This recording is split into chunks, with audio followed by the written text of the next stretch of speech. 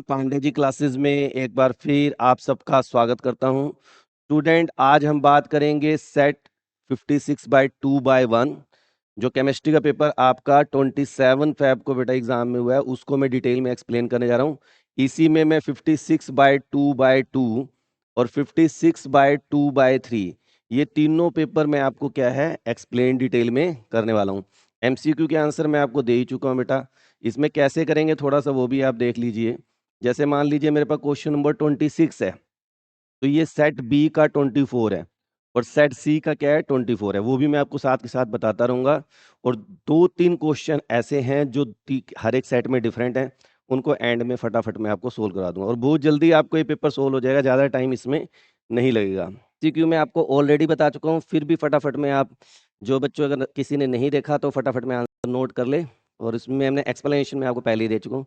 First का B आएगा, second का डी आएगा, थर्ड का ए है, फोर्थ का सी है, फिफ्थ का आपका डी आएगा, सिक्स्थ का आपका ए है, सेवन्थ में आपका सी आएगा और एट्थ में आपका बी आएगा, नाइन्थ में डी, टेंथ में ए और 11th में बी, 12th में ए।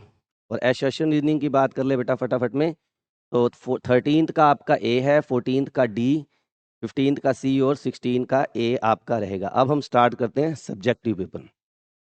तो अगर हम बात करें सबसे पहले क्वेश्चन की बेटा 17 नंबर, ये क्वेश्चन हर एक सेट में डिफरेंट है, ठीक है ना।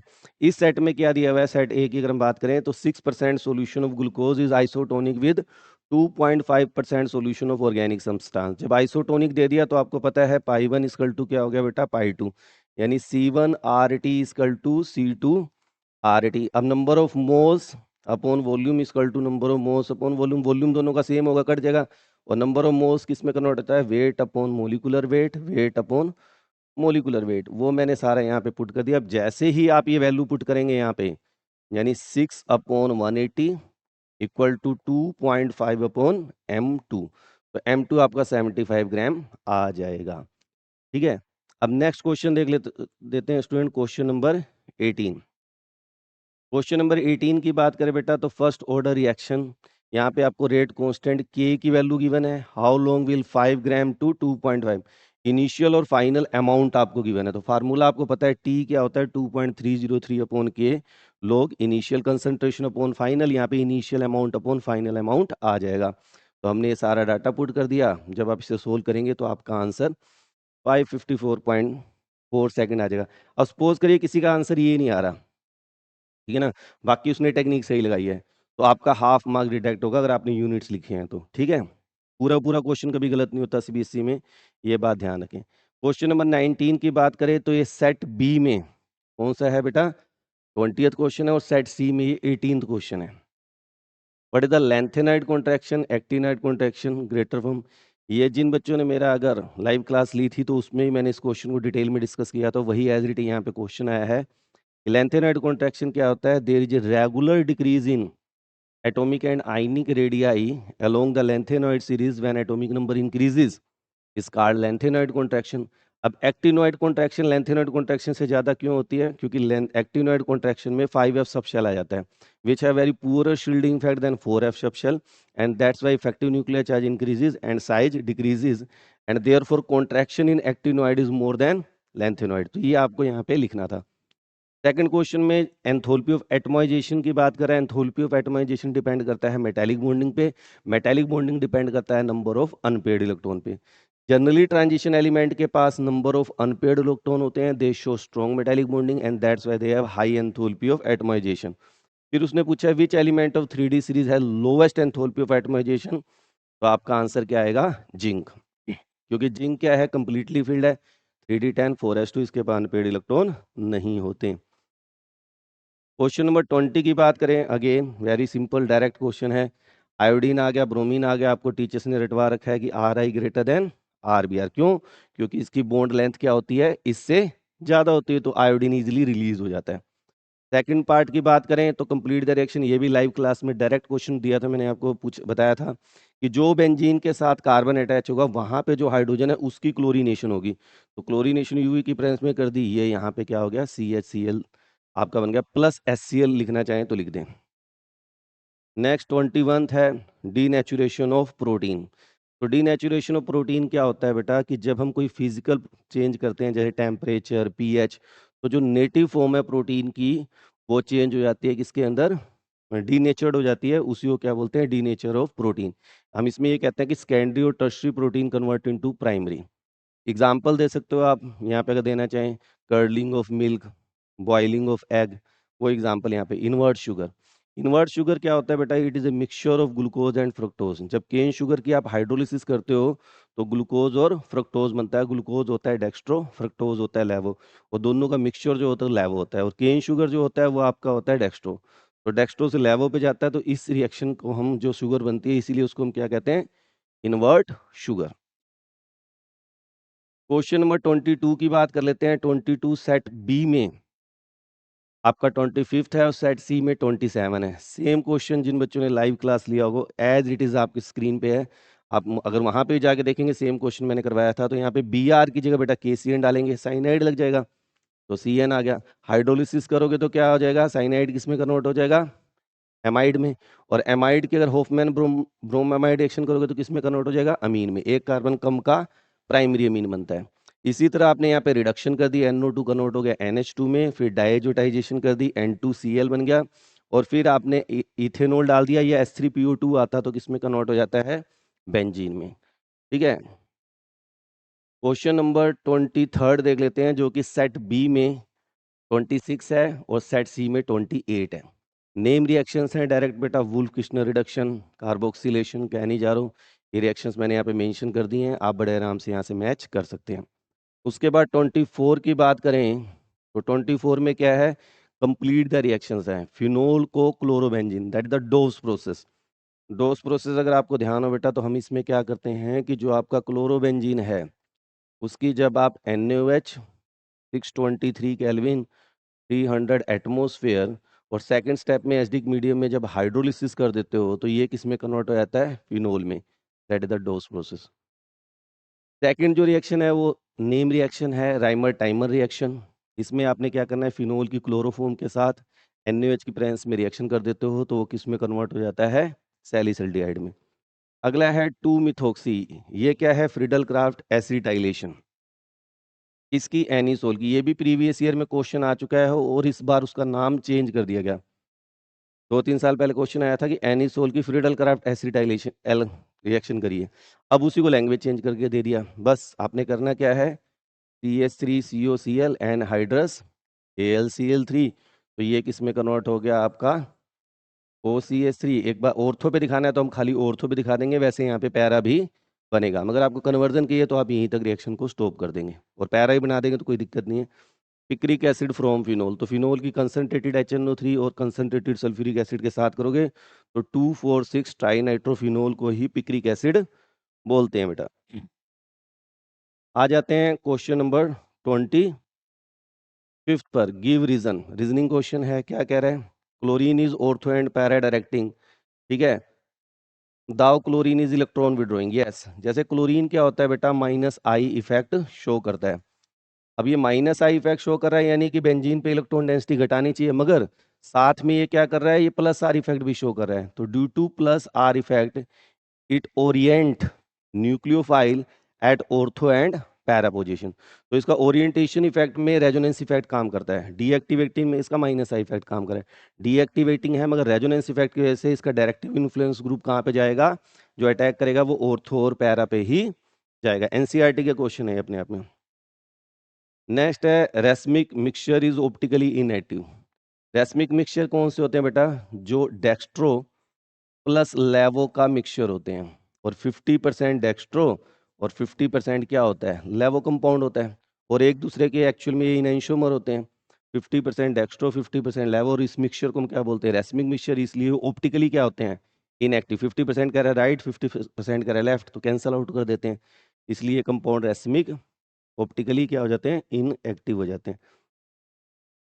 सी क्वेश्चन है, allyl chloride is hydrolyse more readily than n propyl. N propyl chloride का स्ट्रक्चर आपको पता ही है, यहाँ से जब Cl जाएगा आपको प्राइमरी कार्बोकेटाइन मिलेगा।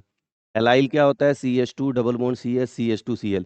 यहाँ से जब ये वाला Cl जाएगा तो बेटा आपको ये कार्बोकेटाइन बनेगा, और आपको पता है ये कार्बोकेटाइन क्या है, रेजोनेंस स्टेबलाइज्ड है। ड्यू टू रेजोनेंस स्टेबलाइजेशन जो आपका एलाइल क्लोराइड है उसकी हाइड्रोलाइसिस क्या हो जाएगी, जल्दी हो जाएगी SN1 मैकेनिज्म के थ्रू। ठीक है, अब क्वेश्चन नंबर 26 को देख लेते हैं बेटा, जो कि सेट बी में 24 है और सेट सी में 24 है, दोनों में 24 है। Paper pressure of solvent 100 mm दे रखा है, यानी पी नोट की वैल्यू आपको क्या दे रखी है बेटा, 100 mm। Calculate the vapour pressure dilute solution containing 1 mole of strong electrolyte AB। अब स्ट्रॉन्ग इलेक्ट्रोलाइट दे दिया तो AB क्या होगा, डिसोशिएट होगा किसमें, A positive plus P negative, यानी वैन टॉप फैक्टर की वैल्यू क्या आ जाएगी, 2। तो इसमें मैक्सिमम बच्चों से जो गलती हुई होगी, जो मुझे लगता है कई बच्चों ने शायद ये गलती की होगी, उन्होंने वैन टॉप फैक्टर नहीं लगाया होगा। तो यहाँ वैन टॉप फैक्टर लगाना जरूरी था, क्योंकि जब भी कंप्लीट डिसोसिएशन आ जाए ये चीज़ आपको ध्यान देनी है। यहाँ पे I आएगा, ठीक है, और 50 मोल्स ऑफ सोलवेंट, तो आपको Na भी दे रखा है, Nb भी दे रखा है, Nb दे रखा है 50, Nb दे रखा है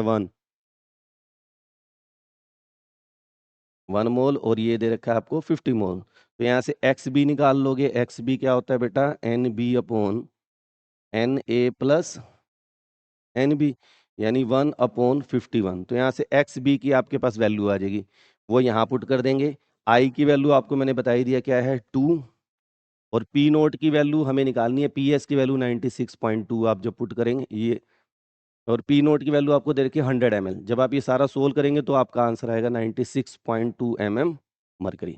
ठीक है, इसको भी आप मैच कर सकते हैं अपना। अब हम बात कर लेते हैं क्वेश्चन नंबर 27 की, जो कि सेट बी में 23 है और सेट सी में 26 है। Calculate the EMF of the following cell. ये सैंपल पेपर में बेटा मैंने आपको कहा था कि नॉनस्ट के न्यूमेरिकल आएगा और एक्टिवेशन एनर्जी के ऊपर न्यूमेरिकल आएगा, दोनों न्यूमेरिकल सीक्वेंस में आपके पास हैं। ठीक है, तो पैटर्न CBSE ने वही रखा है जो हमेशा रखता है। तो अगर कोई बच्चा ढंग से प्रीवियस ईयर पैटर्न को अगर स्टडी करके गया होगा तो मैं कहता हूँ ये पेपर उसके लिए काफ़ी ईजी था। ठीक है ना, और जिसने रैंडमली स्टडी किया होगा उसके लिए मैं नहीं कह सकता कि ये इजी पेपर है। और 27 की बात कर लें तो सबसे पहला काम क्या करते हैं बेटा, रिएक्शन बनानी पड़ेगी। तो रिएक्शन कैसे बनाओगे, आपको पहले यहाँ पे रिएक्शन बना लेनी चाहिए। क्या तरीका बता रखा है, 1+3 और 2+4, तो ये आपकी रिएक्शन बन गई। ई सेल निकालना है, ई नोट सेल क्या, तो राइट माइनस लेफ्ट, राइट में कौन है, टिन, और ये क्या है, जिंक। टिन की वैल्यू क्या है, -0.14, और उसमें से इसको माइनस माइनस क्या हो जाएगा, प्लस, तो आपका 0.62 वैल्यू आ गई ई नोट सेल की। अब इस पे आपने नॉनस्ट इक्वेशन अप्लाई कर दी। Nernst equation, E cell equal to E naught cell 0.62 minus 0.0591 upon 2 log। अब जिंक की वैल्यू कितनी दे रखी है बेटा आपको, 10 की पावर -1, और इसकी वैल्यू कितनी दे रखी है, 10 की पावर -3। ये सारा ऊपर जाएगा, और ये जब सारा आप सोल्व कर देंगे बेटा तो आपका आंसर जो आएगा वो 0.5609 वोल्ट आंसर आना चाहिए। किसी का थोड़ा बहुत वेरिएशन है तो उसमें आपके नंबर नहीं कटते, टेक्निक वेरिएशन नहीं होनी चाहिए। अब क्वेश्चन नंबर हम देख लेते हैं बेटा 28 को। Again very very simple numerical, किसी को फार्मूला बेस्ड न्यूमेरिकल है, आपको डबल कर देते हैं तो K2/K1 2 हो जाता है। यहाँ पे ट्रिपल दे दिया तो K2/K1 की वैल्यू क्या होगी, 3, और log 3 की वैल्यू क्या होती है, 0.4770, मगर इन्होंने log 3 की वैल्यू 0.48 दे रखी है तो हम 0.48 ही लेके चलेंगे। तो 0.48 ले लिया, ये log K2/K1 आ गया, EA अपॉन आपको ये वैल्यू दे रखी 2.303 R होता है। अब इन दोनों में डिफरेंस कितना है टेम्परेचर का, 10 डिग्री का। और आपको याद होना चाहिए इस फार्मूले में हमेशा सेल्सियस को केल्विन में कन्वर्ट करना कंपलसरी है, तो आपने उसको केल्विन में कन्वर्ट कर दिया। ये सारा सोल्व करेंगे बेटा, आपका आंसर क्या आ जाएगा, 7997 पॉइंट जूल, और कोई बच्चा किलो जूल में निकाल के आया 79.9 किलो जूल। तो ये आपका यहाँ पे क्या है, आंसर है। आ जाते हैं केस बेस्ड स्टडी पे। ये पूरा पैरा आपने पढ़ लिया होगा बेटा, और ये जो क्वेश्चन है इसमें पैरा नहीं पढ़ते तब भी ये क्वेश्चन आपका हो जाएगा, कोई ऐसी दिक्कत की बात नहीं, पैरा पढ़े भी ना कर सकते हो, इतने इजी क्वेश्चन है। What are the reducing sugar, तो reducing sugars are those sugar which show Tollens and Fehling solution test. जितने भी मोनोसैकेराइड्स होते हैं वो रिड्यूसिंग शुगर होते हैं। क्लासीफाई फॉलोइंग इनटू मोनोसैकेराइड, तो मोनोसैकेराइड कौन है स्टूडेंट, इसमें मैंने यहाँ पे मेंशन कर रखा है फ्रक्टोज एंड गैलेक्टोज। लैक्टोज और सुक्रोज आपके क्या हैं, डाइसैकेराइड्स हैं। Name the polysaccharide which is known as animal starch, glycogen. Glycogen को हम क्या कहते हैं बेटा? एनिमल स्टार्च बोलते हैं। क्यों बोलते हैं? क्योंकि इसका जो स्ट्रक्चर है वो स्टार्च के एमाइलोपेक्टिन की तरह क्या होता है? सेम होता है, जिसकी वजह से हम इसको एनिमल स्टार्च बोलते हैं। इसी का अगर मान लो किसी बच्चे ने ये नहीं किया तो इसका दूसरा ऑप्शन दे रखा है क्या?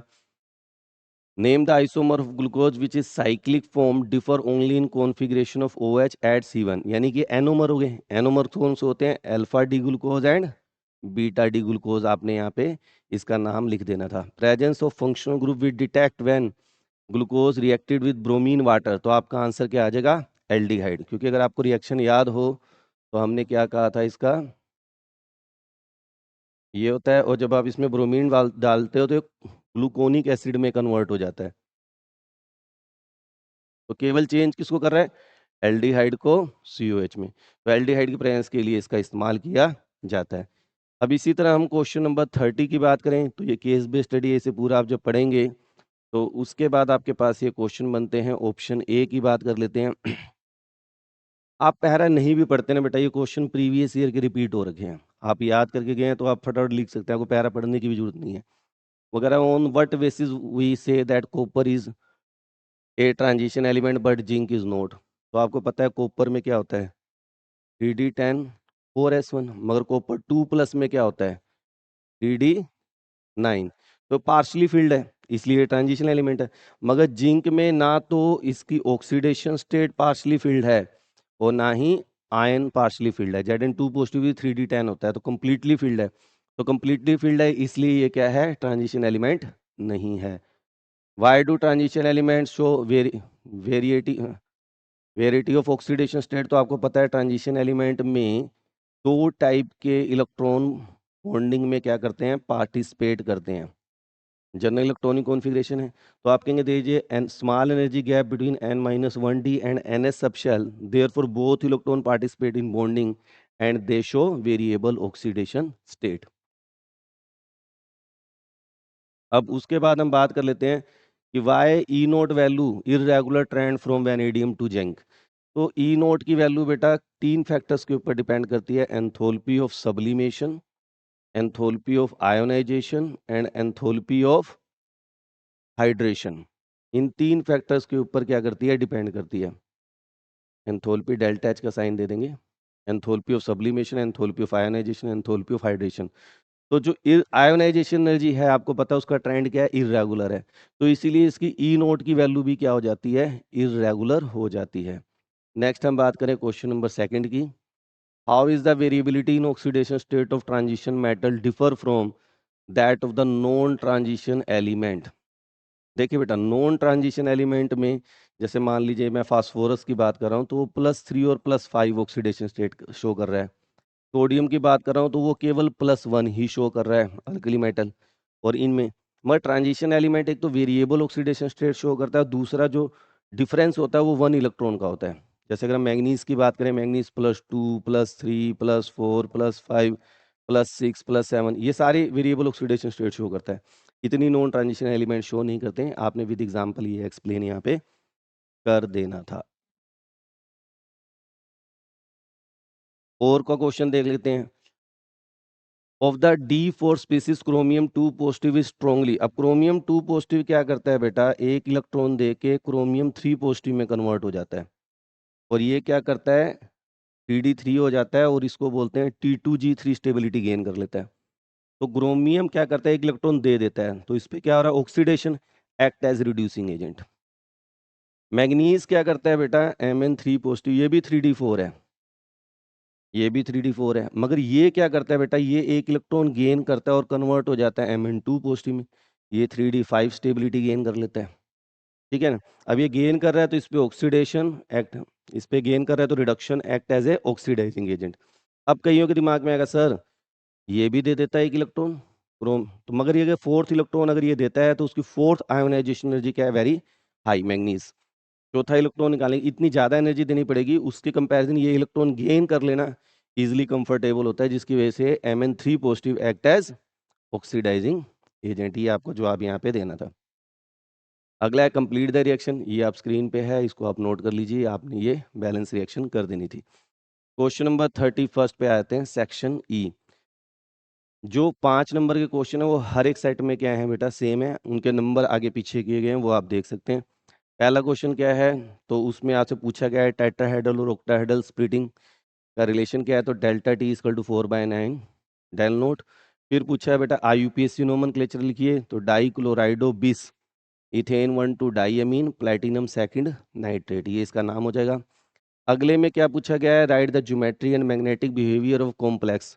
सीओ है स्ट्रॉन्ग फील्ड लिगेंड है, पेयरिंग कर देगा, निकल जीरो ऑक्सीडेशन स्टेट में है, 3D10 पूरा ब्लॉक हो जाएगा, 4s और 4p खाली होगा, इसलिए sp3 हाइब्रिडाइजेशन होगी और डायमैग्नेटिक इन नेचर होगा। अगला पूछा है what type of isomerism shown by the complex. तो जब दो कॉम्प्लेक्स फेयर आ जाते हैं बेटा तो आपका आंसर क्या होता है, कोऑर्डिनेशन आइसोमेरिज्म। ई मेरे ख्याल से प्रीवियस ईयर में 3 बार रिपीट हो चुका है ये क्वेश्चन, और हर एक टीचर इसको बहुत अच्छी तरह कराता है कि D4 की कॉन्फ़िगरेशन लिखें। अब D4, अब पेयरिंग एनर्जी क्या है, ज़्यादा, जो कम होता है वो करते हैं, पेयरिंग ज़्यादा है तो पेयरिंग नहीं करेंगे, पेयरिंग नहीं करेंगे तो क्या हो जाएगा T2G3 EG1, तो ये क्या हो जाएगा, अनपेयर्ड इलेक्ट्रॉन ज़्यादा है तो ये हाई स्पिन कॉम्प्लेक्स कंपाउंड है। नेक्स्ट में पूछ रहा है होमोलैप्टिक कौन सा, हिट्रोलैप्टिक कौन सा है। हिट्रोलैप्टिक कौन सा है, जिसमें दो डिफरेंट लिगेंड होते हैं। अगर सारे लिगेंड सेम होते हैं तो उसे होमोलैप्टिक कॉम्प्लेक्स कंपाउंड बोलते हैं, और अगर दो डिफरेंट हो जाएं या तीन डिफरेंट हो जाएं तो उसे हिट्रोलिप्टिक बोलते हैं। तो इसलिए आपका ये वाला क्या है, हिट्रोलैप्टिक है। क्यों है, कह दोगे आप, क्योंकि they contain two different ligands. अगला कह रहा है draw the structure of optical isomer. तो प्लेटिनम है, हमने इसका सिस फॉर्म लिया है, सिस क्या करेगा, इसका ऑप्टिकल आइसोमेरिज्म शो करेगा, मगर इसी का ट्रांस ऑप्टिकल आइसोमेरिज्म शो नहीं करेगा। अब कोई बच्चा अगर ऐसे बनाएगा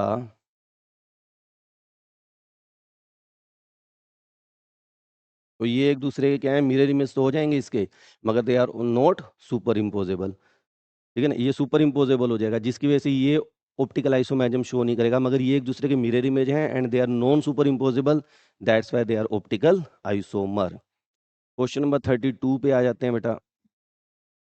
वो कह रहा है oxidation of aldehyde is easier as compare to ketone. क्योंकि एल्डिहाइड के अंदर क्या होता है बेटा, जैसे अगर हम बात करें तो केवल कार्बन हाइड्रोजन के अंदर ऑक्सीजन का एडिशन होता है, यहाँ पे कार्बन कार्बन बॉन्ड की क्लीवेज नहीं होती, ये बन गया। मगर कीटोन के केस में जब हम ऑक्सीडेशन करते हैं तो यहाँ पे इस कार्बन कार्बन बॉन्ड की क्या हो जाती है, क्लीवेज होती है, तो जिसकी वजह से यहाँ पे स्ट्रॉन्ग ऑक्सीडाइजिंग एजेंट ज़्यादा इस्तेमाल करना पड़ता है। इसीलिए कीटोन जो है टोलेंस और फैलिंग सॉल्यूशन टेस्ट शो नहीं करता, मगर एल्डिहाइड कर देता है। अगला क्वेश्चन देखिए क्या है, the alpha hydrogen atom of aldehyde are acidic in nature why. देखिए बेटा, अगर अल्फा हाइड्रोजन है, एसिटल्डिहाइड ले लेते हैं, जहाँ फंक्शनल ग्रुप होता है उसे नेक्स्ट को अल्फा बोलते हैं, ये हाइड्रोजन। अब ये एसिडिक है, क्यों, क्योंकि जब इसने अगर H पॉजिटिव आयन दे दिया तो ये क्या बना देगा, कार्बन आयन। एल्डोल कंडेंसेशन में यही मैकेनिज्म यूज होता है बेटा। नेगेटिव बेस क्या करता है, इसका H पॉजिटिव आयन को ले लेते हैं, कार्बन आयन बन गया। अब ये जो है ये रेजोनेंस स्टेबलाइज्ड है, आपका इंटरमीडिएट जितना स्टेबल होता है रिएक्शन उतनी जल्दी प्रोसीड करती है, क्योंकि ये स्टेबल इंटरमीडिएट बना रहा है, इसलिए इजीली क्या करेगा, H पॉजिटिव आयन रिलीज कर देगा और acidic in nature. Second point की बात करें, कंप्लीट द रिएक्शन है, आप देख सकते हैं पहला आइडोफॉर्म रिएक्शन है, COONA और CH3 आपका बन जाएगा। अगली रिएक्शन जो है बेंजोइल क्लोराइड की है डाई मिथाइल कैडमियम के साथ, तो इसके 2 मोल लेंगे बेटा, 2 मोल किसके बनेंगे, एस्टोफिनोन के, और कैडमियम क्लोराइड बन जाएगा।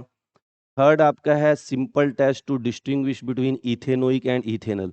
मैंने आपको कहा था एसिड जब भी आ गया तो सोडियम बाइकार्बोनेट टेस्ट लेंगे, तो सोडियम बाइकार्बोनेट की एसिटिक एसिड के साथ की तो CH3CONA H2O plus carbon dioxide.